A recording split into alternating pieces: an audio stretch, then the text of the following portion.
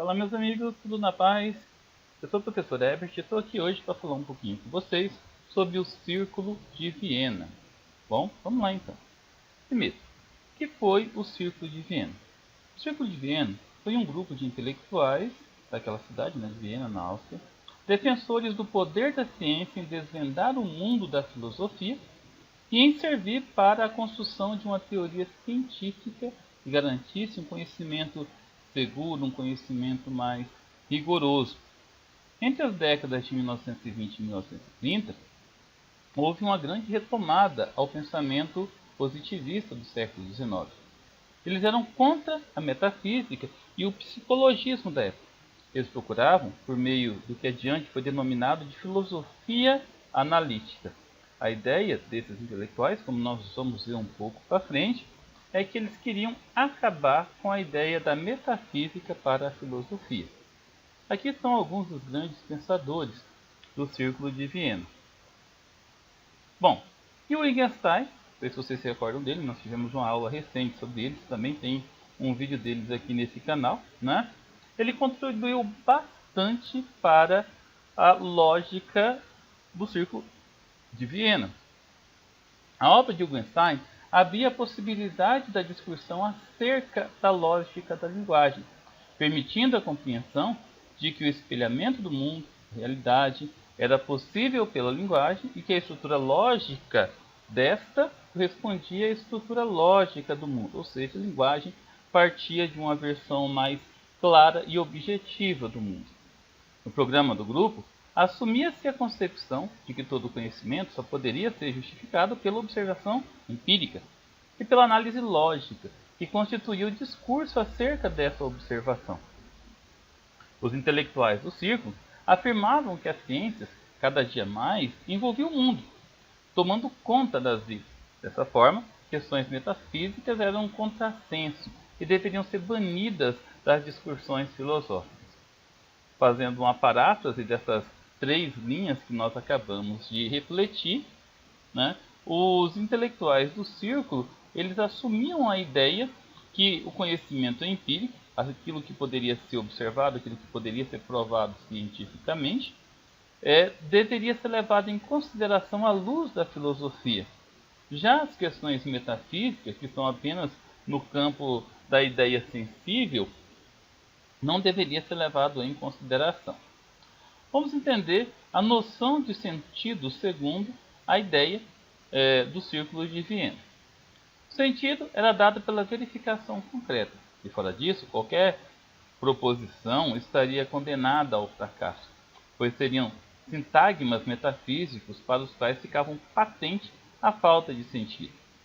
O positivismo do Círculo de Viena tinha foco na preocupação do grupo em distinguir as proposições analíticas e sintéticas. As analíticas são lógicas e estruturantes, enquanto as sintéticas são empíricas. Depende do estudo da realidade de cada campo da ciência. Ora, podemos entender com isso, né, que qualquer coisa que não estivesse relacionado com as proposições analíticas e sintéticas não faria sentido ser analisado à luz da filosofia. Então, vamos olhar aqui a noção de sentido. Para os intelectuais do círculo, a ciência deveria ser unificada na sua linguagem e nos seus fatos, que a fundamentam, pois todo conhecimento científico provinha da experiência e do caráter lógico-analítico. Perguntas como: a alma é imortal? Pergunta como: a origem do universo? Deus é perfeito? As várias emoções religiosas são metafísicas. Então, se são metafísicas, elas não podem ser verificadas. Elas são gramaticalmente corretas, contudo, não podem ser verificadas à luz da ciência. Elas não possuem significação ou sentido, podendo ser consideradas expressões poéticas ou emocionais. Contudo, não são científicas. E dessa forma não remetem a um conhecimento. Não têm um valor cognitivo. Então, essa é a base dos estudos do Círculo de Viena. Eles também montaram o que ficou conhecido como protocolos de observação. De acordo com esses intelectuais, sobretudo Otto Eurat e Rudolf Carnap, os experimentos científicos realizados em laboratório deveriam ser protocolados. Ou seja, deveria ser feita uma anotação de todos, né, de todas as suas observações, de todos os andamentos.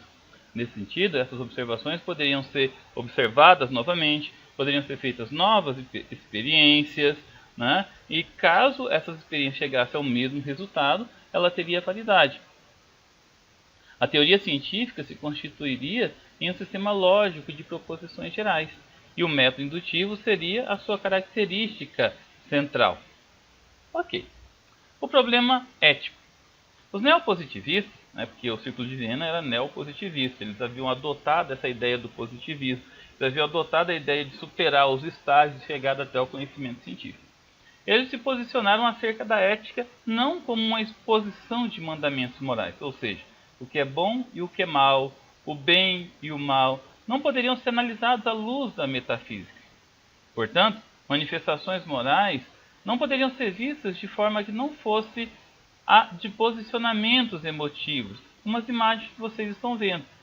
O que está acontecendo é bom ou é ruim? Quem é bom e quem é mal?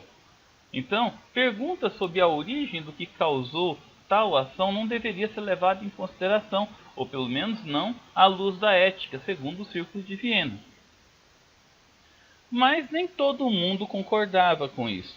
Alguns pensadores, como por exemplo Karl Popper, que nós já estudamos em sala de aula, né, ele frequentou o círculo, né, foi membro atuante do círculo, contudo ele discordava das ideias. Na visão dele, nenhuma teoria da ciência ancorada na indução poderia sustentar o conhecimento científico, visto que novas questões são colocadas, novas tecnologias são produzidas, e o método indutivo só reafirmaria um conjunto de observações. Em circunstâncias materiais, né, em outras circunstâncias, poderiam ser alteradas. Gente, a tecnologia está evoluindo o tempo todo, como vocês podem ver na imagem. Então, o que é uma observação empírica hoje, daqui a 10 anos vai ser completamente diferente. Até porque os aparelhos, a tecnologia para fazer essas observações também serão outros, podendo chegar a novos resultados. Haja vista que, nesse sentido, as observações metafísicas da filosofia são realmente importantes e as observações empíricas propostas pelo círculo passam a ser insuficientes. Bom, pessoal, é isso aí. Espero que vocês tenham curtido, né? Fiquem com Deus, até a próxima e estudem bastante para a prova. Valeu!